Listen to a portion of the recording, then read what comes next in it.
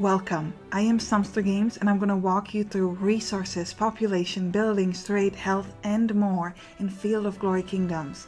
This video is sponsored by Slytherin.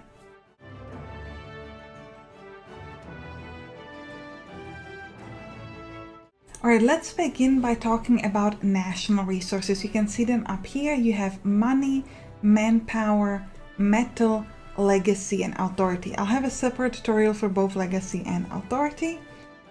So let's talk about the rest. So money, you get money from taxation, regional commerce, which we'll talk more about that later, and you use up money for things like military upkeep, court expenses, and different kind of events. You can also gain money from vassals and also from war efforts.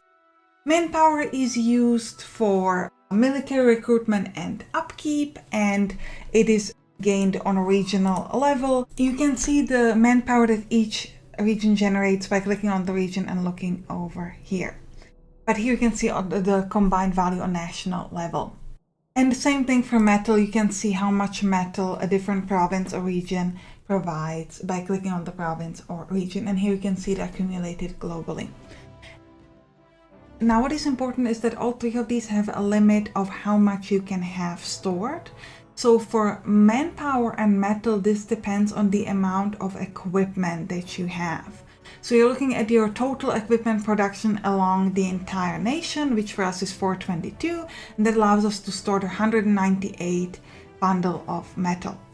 Now, as you can see, I'm over that, so every time I will be losing 25% of the extra. So typically what you want to do is you might want to use it in diplomacy as a gift to somebody to increase your relationships, because you would be losing it regardless. Or you can increase your equipment production and then you can store more. Now with money, the threshold usually starts at 5,000 and then it can get increased with banks or realm trades.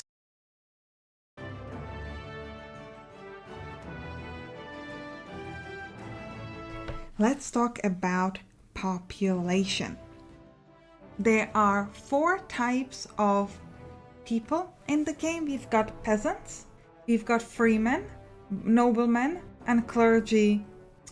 The way the population works is that each person has their productivity. The productivity depends on their religion and culture and whether it matches yours, and also on the category where they work.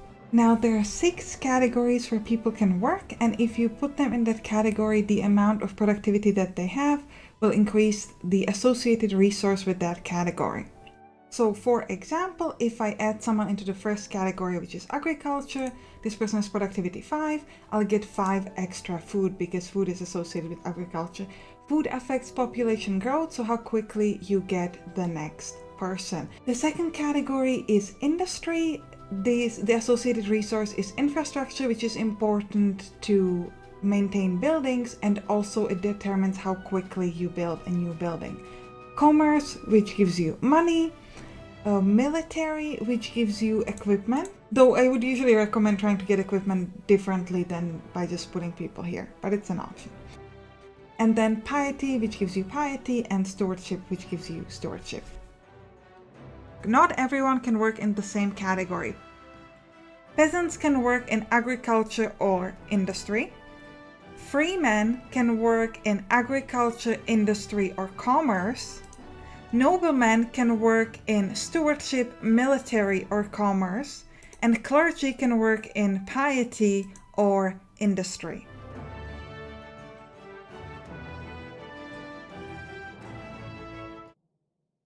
Let's talk about buildings. Each building typically takes 1 slot. Now, you get 1 slot per population, but there are some ways to get additional building slots. When you click here to build a new building, you get 1 option in each category. So in the agriculture, the buildings will typically give you food. In the industry, you'll either get buildings that give you infrastructure or buildings that give you health, like this leper house. In the commerce, you'll typically have buildings that give you money.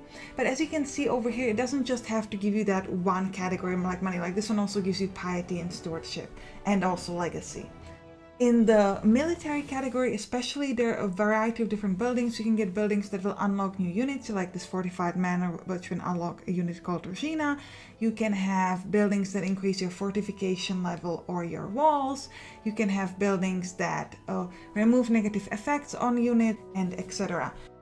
In the piety category, aside from buildings that give you piety, you can also have buildings that give you authority or legacy increases. And in the stewardship category, you can have, aside from buildings that give you stewardship, things that give you like additional loyalty or fortification or even trade acumen and things like that.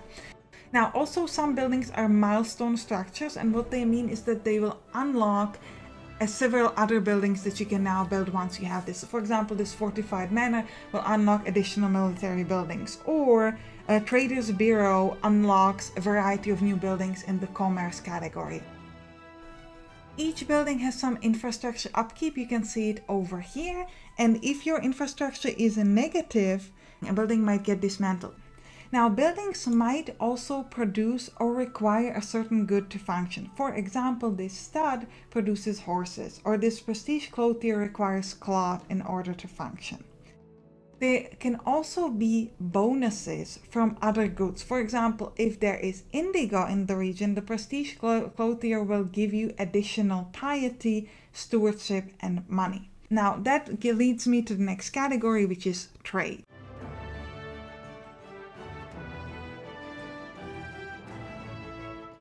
Trade is all about trading the different goods that you're going to need to make your buildings function, and this can give you a huge amount of money if you do it right. So when you click on a region, you can click on the trade details, and here are a couple of the most important information. First is trade range and trade acumen.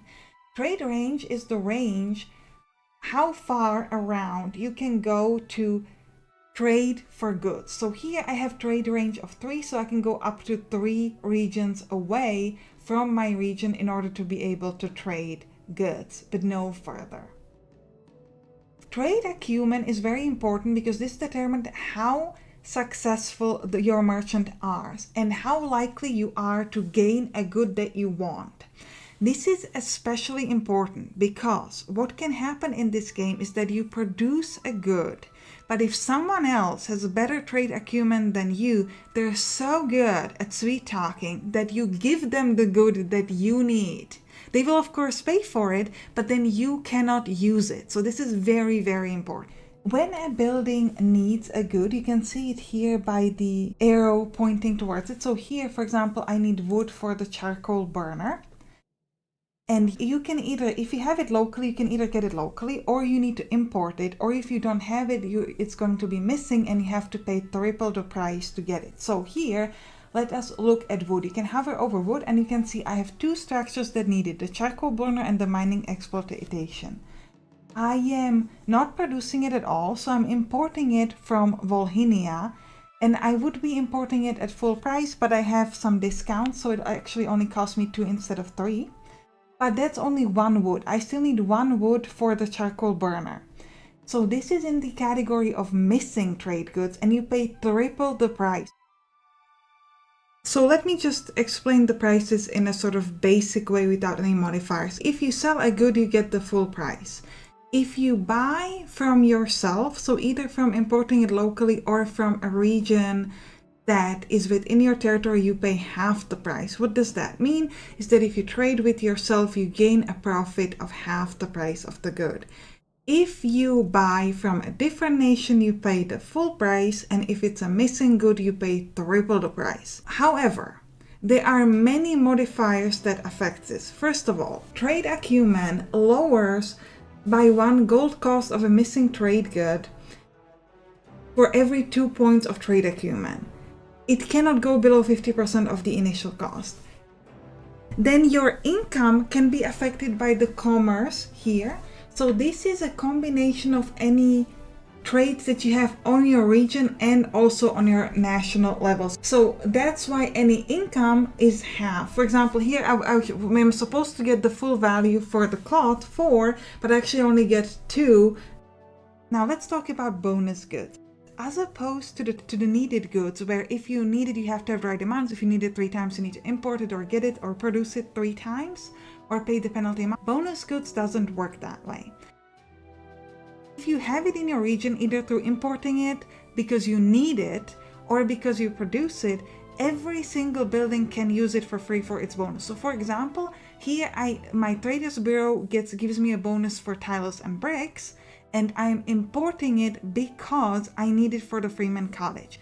Now the caveat with this is you will not import a good if it's just for a bonus good. So for example, if I had silk, it would give me a bonus for my prestige clothier to give me extra money paid in stewardship, but I am not importing it because I don't need it.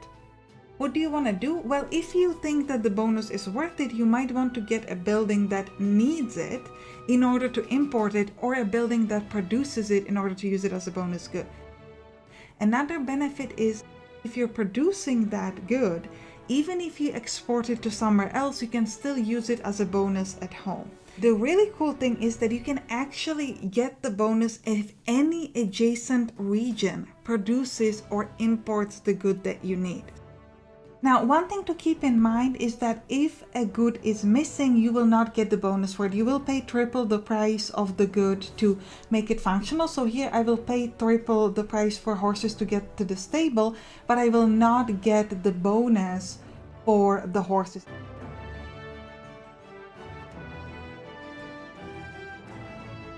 So here you can see some basic information like population, the religion and culture spread of that population, legacy generation, terrain.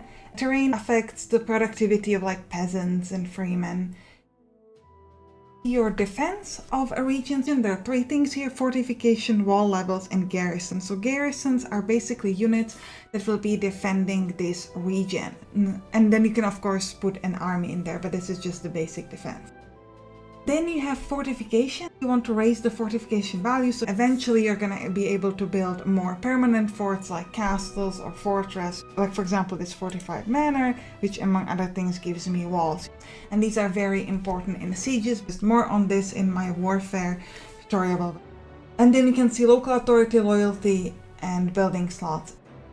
If you have at least half the regions of a territory, you can form a province. The benefit of this is that you can put in a government. Also, certain resources can now be shared among the province. You can set automatic assignment to population and buildings. So for example, if I want this entire province to focus on infrastructure, I might click here and it will reassign the different people. And then here I might say, okay, I want to be building mostly infrastructure buildings. It actually can allow you to do things that you wouldn't be able to do normally otherwise.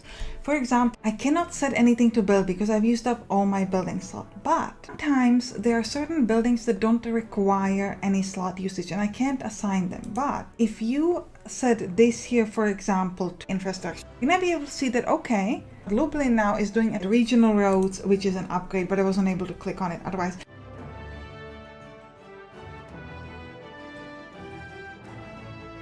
Health affects rate of growth and the chance of plague outbreak. So if you hover over your population here, you can see the health bonus and how much of a food discount it gives you for the next population growth. Now, if you have a low health, which I have, for example, here, you're going to be able to see on the bottom that says health in the region is deemed low, and also the population is marked by orange. Now, what does it look like when you get a plague or an epidemic? So you can see it right here, epidemic outburst. It lasts for a few turns, and this will give you a lot of penalties. So it gives you the health penalty, obviously, but it also gives you loyalty penalty, chance of having characters' health degraded, manpower penalty, and commerce penalty. You can just wait and then it disappears, but it can also spread to other regions, or you can use a regional decision, fight the plague to stop it. Now you can see here that the epidemic has been vanquished, and now we have no longer that negative effect. Otherwise it would last for one more turn and there would still be a chance that it would spread to a different region.